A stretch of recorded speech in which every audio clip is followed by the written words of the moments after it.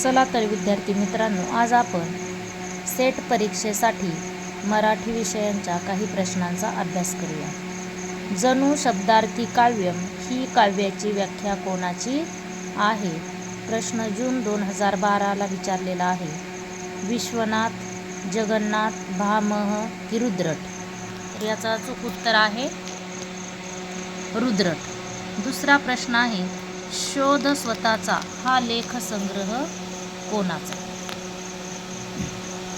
प्र के अत्रे, विद्याधर पुंडलिक, काशीताई कानिटकर, विद्या बाळ?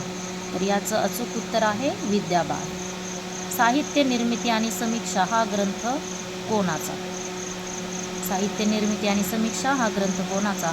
द के केळकर, दी के बेडेकर, वा म जोशी, म वा धोंड? तर याचं अचूक उत्तर आहे दी के बेडेकर।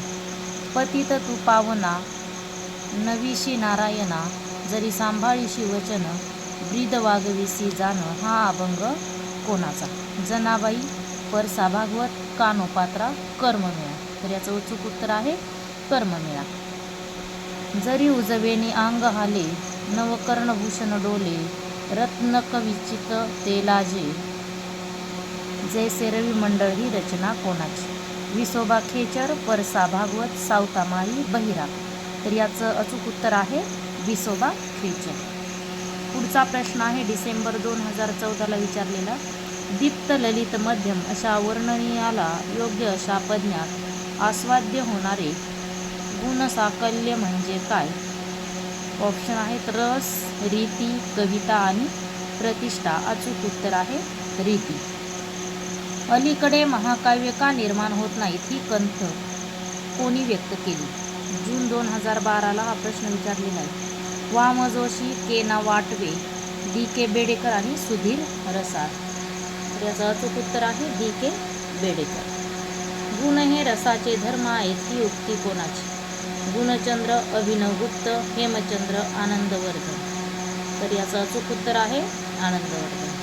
गुण हे रसाश्रित तर अलंकार हे शब्दार्थाश्रित आहेत असे मत कोणाचे? भरत, वामन, आनंदवर्धन, दंडी? तर याचं अचूक उत्तर आहे आनंदवर्धन। भवदात्ततेचा सिद्धांत कोणी मांडला? हा प्रश्न जून 2012 ला विचारलेला आहे। रिचर्डस, कॅसियस, लॉजाइनस, एम्परसन आणि होरेस? तर याचं अचूक उत्तर आहे कॅसियस लॉजाइनस। तर अशा प्रकारे आपण काही प्रश्नांचा सेट या परीक्षेसाठी अभ्यास केलेला आहे। अजून असेच नवीन प्रश्न घेऊन आपण पुढील व्हिडिओमध्ये अभ्यास करूया। धन्यवाद।